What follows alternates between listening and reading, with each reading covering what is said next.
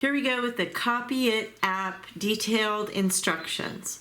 How do we get our flower onto the grid like this?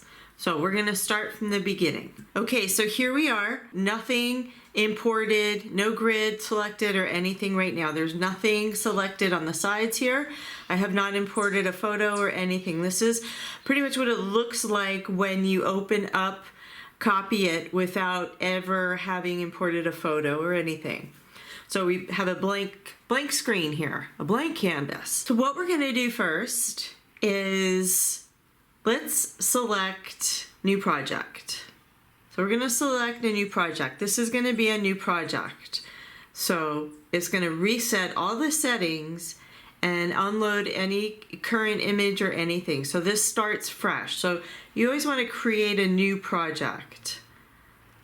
Now we have to get our photo in there. So let's put right down here where it says load photo. I'm going to tap that and my iPhoto library comes up.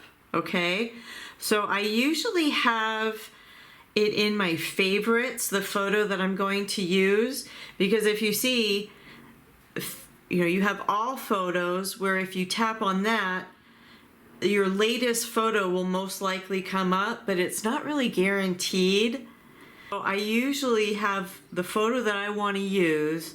I tap it as one of my favorites, and then I know it's going to be, I'm going to have fewer photos to choose from, and I know for sure the one that I want to use is going to be right here in this area in the favorites. So I want to use the hibiscus. Okay, so I just tapped that and there it is, it's in there. Now the next step is to choose our media size. Okay, the media size. Is it an 8x10 that you're drawing on? Okay, are you drawing on a 5x7, an 8x10? Or is it big? Is it a big custom size? So you can create any size you want. There's lots that are preloaded in here. Okay, here's an 8x10. So now you can see how it shrunk down a little bit. We can see that it is 8x10. Okay, current media is 8x10. It even says it right here, 8x10, 8 wide by 10 tall. Let's get our grid on there. So we go up here and we hit grid. Okay, and I can't really see that color. It's a really thin black line. So I'm going to change the color to grid color. I'm going to go to white. Now we can see it. We can really see it. Here's the grid line thickness. We can thicken it up down here. Grid line opacity. So we can lighten it up. That's a little thick, but I'm going to have it a little extra thick just so you can see it for the camera so it shows up. Now we have our grid on here, but I want a 1-inch grid over the entire area. This is not a 1-inch grid over the entire 8x10. How can I tell? Because I only have 1, 2, 3, 4.5 boxes here. If I have 1-inch grid, I should have 8 boxes down here and 10 boxes this way, okay? Vertical, horizontal, vertical. Up here, so we have columns and we have rows. Column, and then this number right here, I'm going to put 8. And then I'm going to hit return, okay? So I put in 8, the keyboard comes up, I'm going to hit return. Now I have 1, 2, 3, 4, 5, 6, 7, 8. I have 8 columns, 8, okay? Rows, now it probably defaulted to 10 because it's kind of smart a little bit. It's sometimes smart, this app. Let's see, 1, 2, 3, 4, 5, 6, 7, 8, 9, 10. Okay, so now we have 8x10 for our grid. You can see it kind of cut off a little bit here. This is the 10, the white area of the grid. So let's play around and move just the flower, just the image and not the grid. We're gonna hit this button over here that says resize image. and it has a little flower on it. Now if I want to go back, say I hit that by accident, there's a little arrow right here and you go back. But remember, when you're done resizing the image, to make sure that this is not highlighted. Otherwise, if you touch it by accident, you're going to move it. The actual 8 by 10, 8 is where this red line is. You can see that the grid made the extended the photo. Like this is actually 10 inches, the red line to this red line is 10 inches. So that's why it looks like it's a little cut off. It's really not. What I do is just take the corner of the image and zoom it in. Now you can see here is the entire 8 by 10 grid. Now we're gonna fit our image into the grid, right? Into the grid. So because I have just this resize image tapped open, I can play around with the image. And sometimes you can, sometimes you can, squeeze it like that, but you can't. You have to hold the red any of the corners and get your image where you want it in the grid. I'm gonna go pretty big with this just so we can see every single part of the grid there. Now we can see every corner, everything of the grid. So that is our flower. If we want to move it up here, if we want to have it more down here, we can do that. Make sure you untap this. You can also lock it as well. So for sure, in case you accidentally touch something, everything, you can't touch anything now.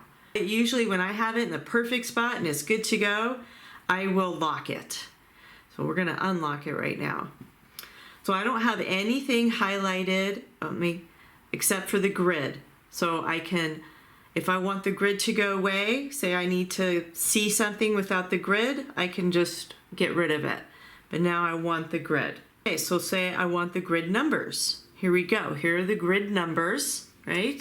Then if you want cross guides, which I always have my cross guides on, especially in the beginning, you tap cross guides up here in your tool banner up on top. So now you can see, you can kind of see them, the black, really light black, gray, dark grayish cross guides. The other fun tools up here are, which I never use. The only one I use up here is the tonal strip because I'm very big in values, and you can move this around. The tonal strip. So to get your values, you can move it around, you can make it bigger, you can make it smaller. But I have this on a lot, and it has little holes. I'm looking at my values in the center here, that dark deep red in the center. Let me see how equal it is to these values. It's pretty dark. It's probably equal to this value, the super dark gray value. And then way in there is practically black, yeah. And then the lightest value, which maybe it looks like it would be white in here, but it's like a pinky white. It has a white. You can put white right next to it and go, wow, no, that's not white. That looks really pink. What is the value of that? You can go down and, yeah, it's about right in here, about that where this grayish is. So that's not white at all. And we'll go over values in the course too. Now, I'm pretty much in the middle of drawing, or I'm starting to draw, and I want to zoom in, but I don't want to mess up my, the grid. I want of course, my photo to stay right where I have it because I'm in the middle of my drawing. So what I do is we can go to zoom down here, okay? We have zoom. So I usually have it on 5. But it is maximum zoom at 20. And then you hit current zoom, you hit the little dragging bar right next to it and you can zoom in, okay? And you can also move it around, all right? So we don't need to go that close. So I'm at 5 times zoom in, and I hit it over here, and I hit it here, okay? So nothing else will move because have my zoom tap. So I usually just leave it on 5, and if I need to do a quick zoom in, I do that. Okay, so there's one other little fun toy that you can play around with. You can use in this app. It's called Onion Skin. Now it's tracing out, it's doing outlines for your subjects. And you don't want to do the grid and you just want to trace. Here it is. This is for you. I know you can make your lines brighter. Then it needs access to your photos and you can save it to your photos. If you go to the help right here, there is an email for the developer.